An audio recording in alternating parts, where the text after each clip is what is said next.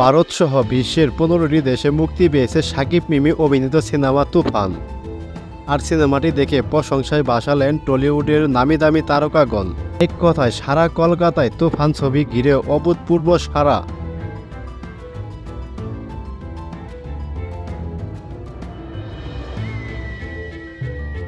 Excited. এর আগেও শাকিব খান যে কটা ইন্দো বাংলাদেশের ছবি করেছে সবকটাই আমার দেখা। ইনফ্যাক্ট একটাতে আমার দিদিও ছিল।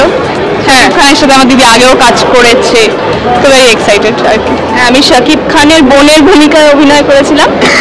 তো আমার চেনা, কিন্তু মিমি চক্রবর্তীর সাথে আমার কোনোদিন আলাপ হয়নি। আজকে জানি না হবে কিনা, এখনো এসে গেছে হয়তো।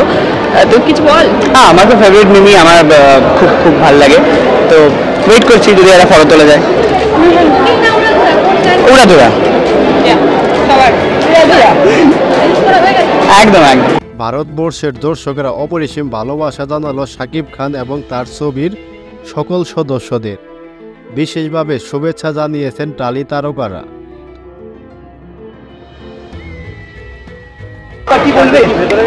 অনেকদিন পর একটা আউট অ্যান্ড আউট কমার্শিয়াল ছবি বাংলাদেশের পর, আশা করি তুফান বেঙ্গলেও ঝড় তুলবে। গানগুলো তো ঝড় তুলেছে, এত ভিউজ, সবাই রিল বানিয়েছে, ভীষণ ভালো। আশা করি খুব ভালো হবে।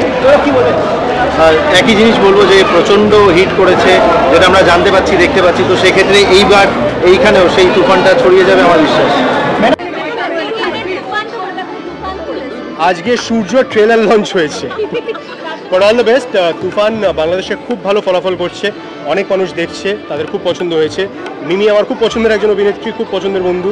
So I am really keeping my fingers crossed. Thank you. দেখো, ভীষণই এক্সাইটেড। আর আজকে একটু ব্যাক পেয়েছিলাম, সো ডেফিনেটলি ভালোই হয়েছে। আজকে দেখার সুযোগটাও পেয়ে গেলাম, দেখবো। Super excited. আর সাদা হবে জানি তো, মানে কোনো সেকেন্ড থট নেই। সো হ্যাঁ, ডেফিনেটলি। মানে দেখো, মানে কে পছন্দ করে না? আমার তো মনে হয় সবারই খুব পছন্দের। সো সুপার এক্সাইটেড, দেখবো এর পরে।